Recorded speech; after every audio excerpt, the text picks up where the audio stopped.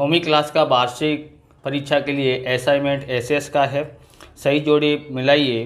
तो विभाग अ और विभाग ब दिया हुआ है। तो मानव सर्जित आपदा, तो इसका आता है चौथा दंगा। क्या आता है? दंगा।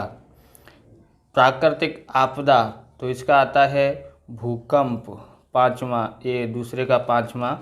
दिल्ली में संसद भवन पर आतंकवादी हमला, तो इसका आता है दूसरा, 13 दिसंबर 2001। गांधीनगर में अक्षरधाम मंदिर पर आतंकी हमला, तो इसका आता है पहला, 24 दिसंबर। आप इस तरह का वीडियो देखना चाहते हैं तो विज्ञान और समाज की प्लेलिस्ट डिस्क्रिप्शन में लिंक दी है, वहाँ से आप देख सकते हैं। चैनल पर नए चैनल को सब्सक्राइब कर सकते हैं और हिंदी मीडियम को सपोर्ट कर सकते हैं। अगला देखते हैं हम लोग आगे का। विभाग अ और विभाग ब, प्राकृतिक आपदा, तो इसका 3 आएगा, ज्वालामुखी। मानव सर्जित आपदा, तो मानव सर्जित आपदा आती है पाँचवा, बम विस्फोट। तीसरा है यूएसए में चक्रवात, तो यूएसए में चक्रवात है, इसका तीसरा है, तो इसका आता है पहला, टोर्नेडो। हिंद महासागर में सुनामी, तो इसका चौथा आएगा 26 दिसंबर 2004 में। और देखते हैं तीसरा है प्राकृतिक आपदा, तो इसका आएगा इसका आता है तीसरा, सुनामी। मानव सर्जित आपदा, तो इसका आता है पाँचवा, औद्योगिक घटना, बराबर, दुर्घटना। मुंबई में आतंकवादी हमला, तो इसका आता है पहला, 26 दिसंबर 2008। न्यूयॉर्क में आतंकवादी हमला, तो 9 दिसंबर 2001 में, बराबर। यहाँ पर दूसरा, चौथे का दूसरा आता है। सत्य असत्य बताइए। भूकंप की जानकारी पहले से प्राप्त कर सकते हैं। असत्य, सामान्य लोगों की अपेक्षा विषाणुजन्य रोगों के मरीजों की संख्या जल्दी बढ़ती है। सत्य, दंगा देश की एकता और अखंडता के लिए चुनौती स्वरूप है, तो सत्य है। पानी के अभाव के कारण अकाल की परिस्थिति का सृजन होता है, सत्य है।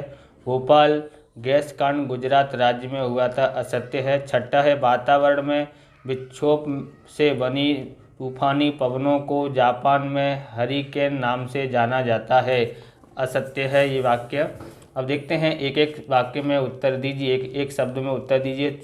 सुनामी की उत्पत्ति का बड़ा भाग किसके द्वारा होता है? तो समुद्री तल के भूकंप से। उसका कौन सा, दूसरा है, कौन सा आपदा अत्यंत विनाशकारी लंबे समय तक प्रभावित करने वाला होता है? तो दुष्काल यानी अकाल। तीसरा प्रश्न है, जंगल में लगने वाली आग को क्या कहते हैं? उत्तर है दावाग्नि। चौथा है, प्लेग यह किस प्रकार का रोग है? तो उत्तर है विषाणुजन्य। पांचवा है, मानवता का दुश्मन कौन है? तो आतंकवादी, उत्तर है आतंकवादी। छठा है, आपदा के बाद सबसे पहले किया जाने वाला कार्य कौन सा है? तो बचाव का कार्य। सातवां है, चीन और जापान में समुद्री किनारे किस तूफान के पवनें उठती हैं? तो टाइफून नाम की पवनें उठती हैं। आठवां है, भोपाल गैस कांड कब हुआ? तो भोपाल गैस कांड हुआ 3 दिसंबर 1984 को सुबह में। सही विकल्प चुनकर उत्तर दीजिए। ट्रैफिक के कारण बड़ी मात्रा में किसका व्यय होता है? तो समय और साधन का होता है। दूसरा है, मानव सर्जित आपदा कौन सी है? तो बम विस्फोट है। तीसरा है, निम्नलिखित में से कौन सा रोग विषाणुजन्य है? तो स्वाइन फ्लू।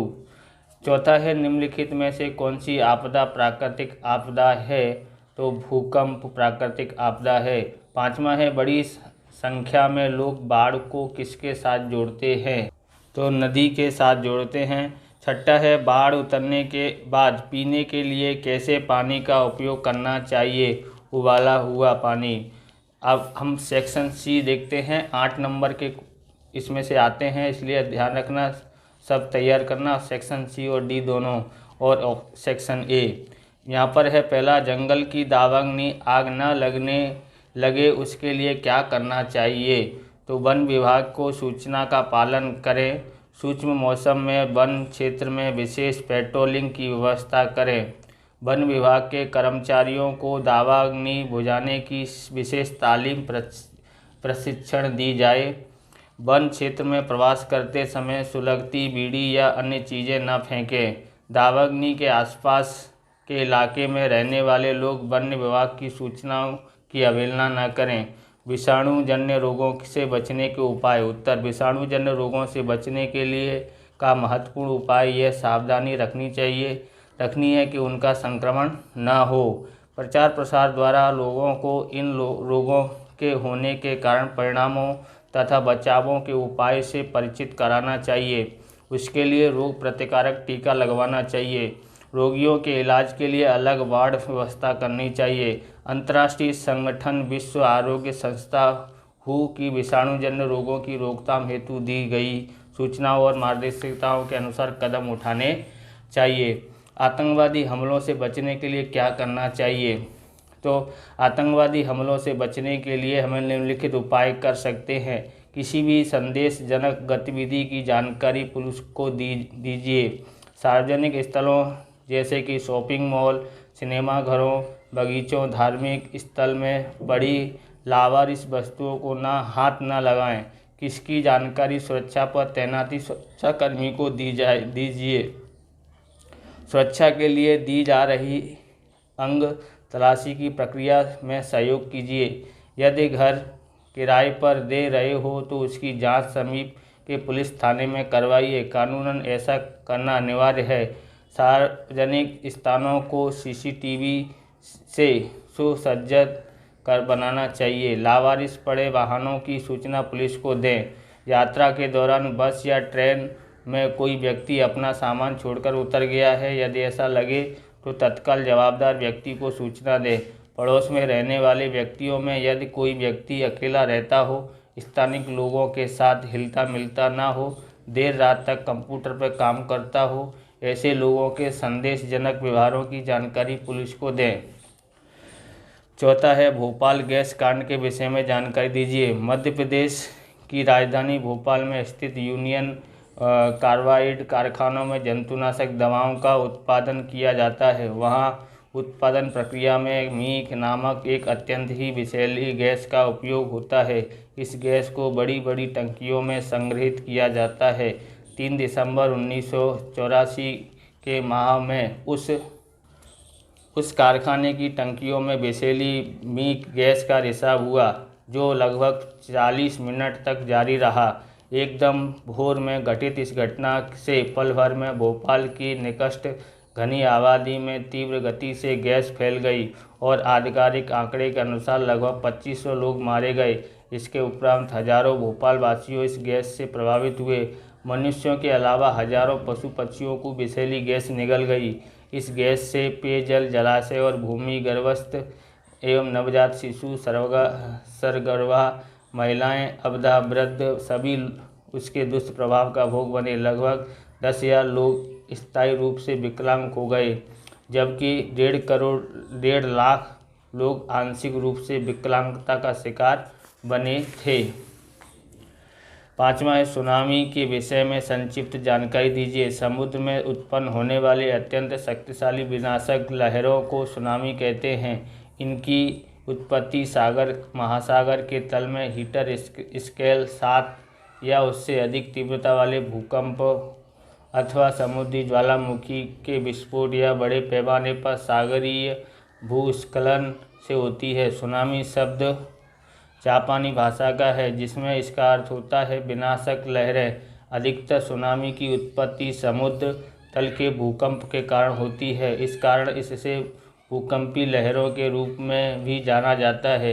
ये लहरें अपने उत्पत्ति स्थल से वलय के रूप में तीव्र गति से फैलती है। गहरे समुद्र में तो कम ऊंचाई के कारण दिखलाई नहीं देती, पर समुद्र किनारे के पास छिछले समुद्र में से गुजरते समय यह विनाशकारी स्वरूप धारण करती है और इनकी ऊंचाई बढ़ जाती है। इसी कारण ही किनारे के अलावा इलाकों में पानी की एक ऊंची दीवार बनकर आगे बढ़ती हुई ये लहरें भयंकर तबाही मचाती हैं। 26 दिसंबर 2004 को हिंद महासागर में आए महाविनाशकारी सुनामी ने थाईलैंड, इंडोनेशिया, भारत, श्रीलंका सहित दक्षिण पूर्व एशिया के देशों में लगभग 2 लाख से अधिक लोगों को का भोग लिया। बाढ़ के समय क्या करना चाहिए? तो अपनी कीमती तथा निजी आवश्यकता की वस्तुओं लेकर सुरक्षित स्थान का पर आश्रय लें। पानी, सूखा नाश्ता, मोमबत्ती, लालटेन, सिग्नल न लगे, सीलन न लगे इस तरह की प्लास्टिक की डिब्बी में DSLR टॉर्च आदि साथ रखें। रेडियो, मोबाइल फ़ोन अवश्य साथ रखें। सांप से सावधान रहें, वे सूखी जगह पर आते हैं, उन्हें दूर रखने के लिए लाठी डंडा साथ रखें। बाढ़ उतर जाने के बाद पानी को उबालकर पीने में उपयोग करें। सेक्शन डी देखते हैं, ट्रैफिक की समस्या से बचने के लिए क्या क्या उपाय करना चाहिए। तो बड़े शहरों के नज़दीक उपनगरों का विकास करें तथा सुविधाजनक सार्वजनिक परिवहन सेवा से सघन रूप से जोड़ना चाहिए। पैदल यात्रियों तथा साइकिलों के लिए सड़कों के साथ अलग ट्रैक बनाएं। सार्वजनिक सड़कों पर होने वाले अतिक्रमण से दूर रहें। व्यक्तियों द्वारा धीमी गति से चलने वाले वाहन, प्राणियों से खींचे जाने वाले वाहन पर पीक आवर्स के दरमियान चलने पर प्रतिबंध रखें। यातायात के नियमों की जानकारी, शिक्षा, सार्वजनिक विज्ञापनों और जन जागृति कार्यक्रमों के माध्यम से नागरिक को दें। एक ही स्थान पर एक ही समय नौकरी, व्यवसाय पर जाने वाले व्यक्तियों को अपने निजी वाहन के बदले एक ही वाहन से जाने का आयोजन करना चाहिए। सड़कों पर कोई भी खुदाई और मरम्मत के काम शीघ्र पूर्ण करने चाहिए। रैली, बारात या शोभा यात्राओं को पीक आवर्स के बदले कम वाहन व्यवहार के समय निकालने की प्रथा शुरू करनी चाहिए। ट्रैफिक जाम के समय अपने वाहन निर्धारित लेन में ही रखें। द्रुत गति मार्ग, ओवरब्रिज, फ्लाईओवर, रिंग रोड और बाईपास मार्ग की सुविधाओं का विकास करना चाहिए। नौकरी, व्यवसाय पर जाने वाले प्रत्येक व्यक्ति को सप्ताह में एक दिन सार्वजनिक परिवहन सेवा का उपयोग अवश्य करना चाहिए। सीट बेल्ट का उपयोग करें।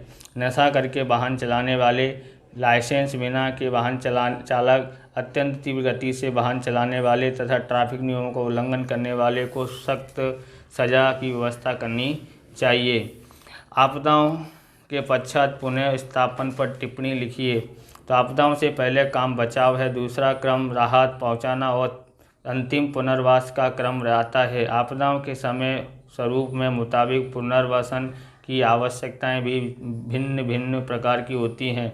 भूकंप और बाढ़, चक्रवाती तूफानों के बाद बड़े पैमाने पर आवास का निर्माण करना पड़ता। अकाल के बाद लोगों के लिए नई रोजगार की व्यवस्था करनी, कृषि क्षेत्र के लिए साधन सहायता की व्यवस्था करनी पड़ती है। विषाणुजन्य महामारी के बाद भविष्य में बचाव हेतु बड़े पैमाने पर लोक जागृति और लोक शिक्षण के कार्यक्रम आयोजित करने पड़ते हैं। ढांचागत सुविधा के क्षतिग्रस्त होने से उनके पुनर्निर्माण का काम भारी अपराधों के बीच करना होता है। जिस परिवार में मात्र 1 या 2 व्यक्ति बचे हों, उस परिवार का पुनः स्थापन बहुत कठिन काम है।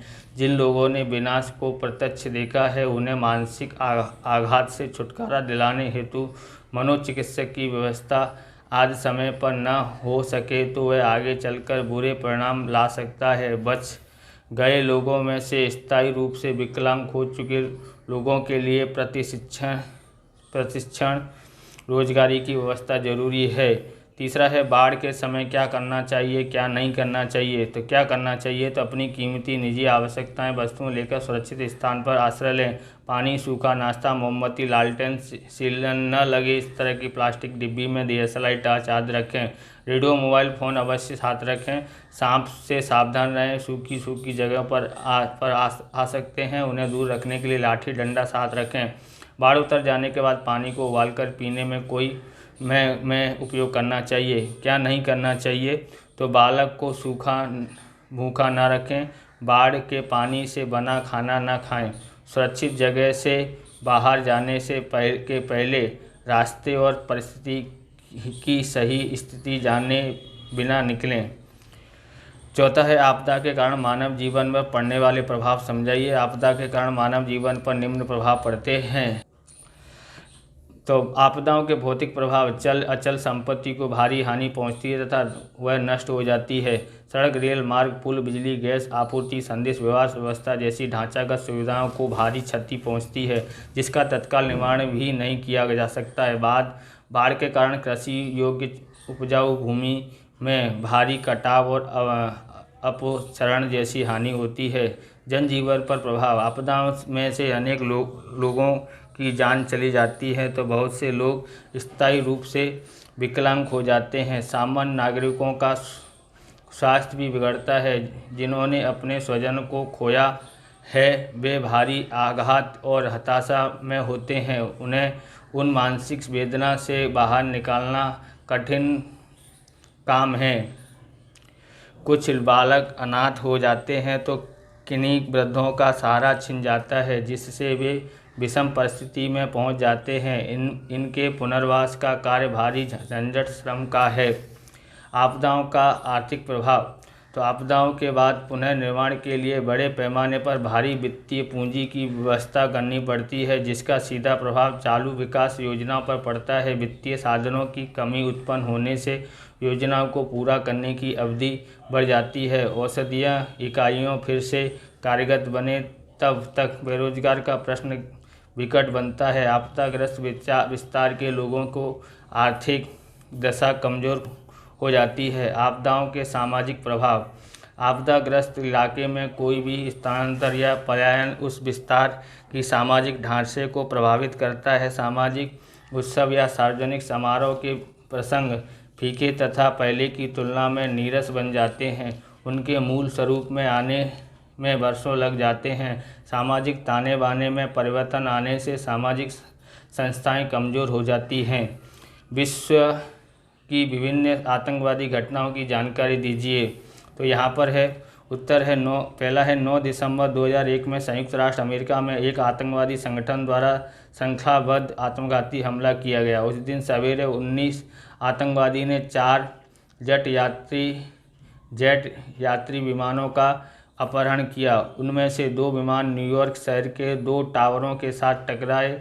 इन दोनों विमानों की टक्कर से उसमें सवार सभी मुसाफिर तथा टावर में काम करने वाले सैकड़ों लोग कुछ ही मिनटों में मारे गए तथा बहुत ही बड़ी संख्या में लोग मकानों के धराशायी होने से घायल हुए।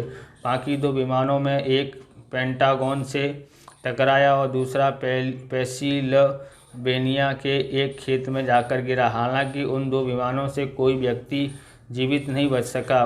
इस दुर्घटना में लगभग 3000 निर्दोष नागरिक मारे गए और 6000 से अधिक नागरिकों के घायल होने का अंदाजा है। दूसरा है 13 दिसंबर 2001 को आतंकवादी टुकड़ी ने 5 आतंकवादियों ने भारत संसद पर हमला किया और लगभग 45 मिनट तक अंधाधुंध गोलियां चलाकर पूरे परिसर को बंधक बना लिया। लोकतंत्र के पवित्र मंदिर के समान संसद को भ्रष्ट करने के शत्रु देश के प्रयास को भारतीय सुरक्षा दल के जवानों ने प्राण की बाजी लगाकर उसे निष्फल बनाया। इस हमले में आतंकवादियों का मुकाबला करते हुए 8 सुरक्षाकर्मी शहीद हुए तथा 16 जवान घायल हुए। तीसरा है 26 नवंबर 2008 को देर रात मुंबई की एक प्रसिद्ध होटल के पास तथा अन्य महत्वपूर्ण स्थानों पर थोड़े थोड़े समय के अंतराल पर श्रेणीबद्ध बम विस्फोट और गोलीमारी की घटना हुई, जिसके कारण लगभग 137 लोग घायल हुए। इसके अलावा एक विख्यात होटल में भी आतंकवादियों ने अनेक लोगों की बंधक बनाया। इस घटना पर काबू पाने के लिए केंद्र सरकार द्वारा NSG नेशनल सिक्योरिटी गार्ड के 200 कमांडो, सेना के 50 कमांडो तथा सेना की 5 टुकड़ी भेजी गईं। अत्याधुनिक हथियार से लैस आतंकवादी को लगभग 2 दिन तक संघर्ष करके मौत दिया गया था। चौथा है दिसंबर 2014 में पाकिस्तान के पेशावर शहर के छावनी क्षेत्र में स्थित आर्मी स्कूल में आतंकवादियों के हमले ने 132 निर्दोष बालकों सहित कुल 141 लोगों की मौत हुई। छठा है चक्रवात के समय क्या करना चाहिए और क्या नहीं करना चाहिए। क्या करना चाहिए तो आने वाले तूफान को निश्चित समय जानने के लिए रेडियो टीवी के समाचार देखते रहें। जिसके पास रेडियो हो वे अपने हाथ साथ अतिरिक्त बैटरी एक इस तरह रखें ताकि वह तुरंत मिल सके। मोबाइल चार्ज करके रखें, साथ ही यदि पावर बैंक जैसे उपकरण हो तो उन्हें भी पहले से ही चार्ज करवा के साथ ले लें। रेडियो द्वारा मिल रही सूचनाओं और चेतावनियों के ध्यान में से सुनने तथा उसका पालन करें। अफवाहों से दूर रहें और उसके बाद आवश्यकताओं के अनुसार सूखे नाश्ते, खाने की अतिरिक्त चीज़ें, पेयजल का संचय कर लें। बालकों तथा वृद्धों के लिए ज़रूरी दवाएं तथा भोजन की व्यवस्था रखें। यदि बचाव तंत्र द्वारा आपको घर छोड़ने के लिए कहा जाए तो उस सूचना का तत्काल पालन करें। शुद्ध सुरक्षित पानी पीने का आग्रह रखें। यदि सरकार और स्वैच्छिक संस्थाओं द्वारा संचालित आश्रय स्थानों में रह रहे हों तो यहाँ के व्यवस्थापकों द्वारा दी गई सूचनाओं का चुस्त पालन करें और बिना उनकी सूचनाओं के आश्रय स्थानों को न छोड़ें। पालतू पशुओं को खूंटे से बांध कर न रखें। यदि वे खुले रहेंगे तो स्व बचाव का प्रयास अच्छी तरह से कर सकेंगे। क्या नहीं करना चाहिए, तो रेडियो पर मौसम विभाग द्वारा दी जा रही चेतावनी के सिवा अन्य किसी बातों या अफवाहों पर ध्यान न दें। वातावरण अचानक साफ हो जाए, बरसात रुक जाए या हवा चलनी बंद हो जाए तो भी खुले में बाहर न निकलें। बिजली के खंभे, लटकते हुए तार को न छुएं। विज्ञापन के बड़े होर्डिंग या बड़े पेड़ के नीचे आश्रय न लें। इस प्रकार से ये वीडियो पूरा होता है। अगर आपको हमारा वीडियो अच्छा लगे तो लाइक शेयर कमेंट करें। चैनल पर नए चैनल को सब्सक्राइब करें। मिलते हैं नेक्स्ट वीडियो में। जय हिंद, जय भारत, वंदे मातरम।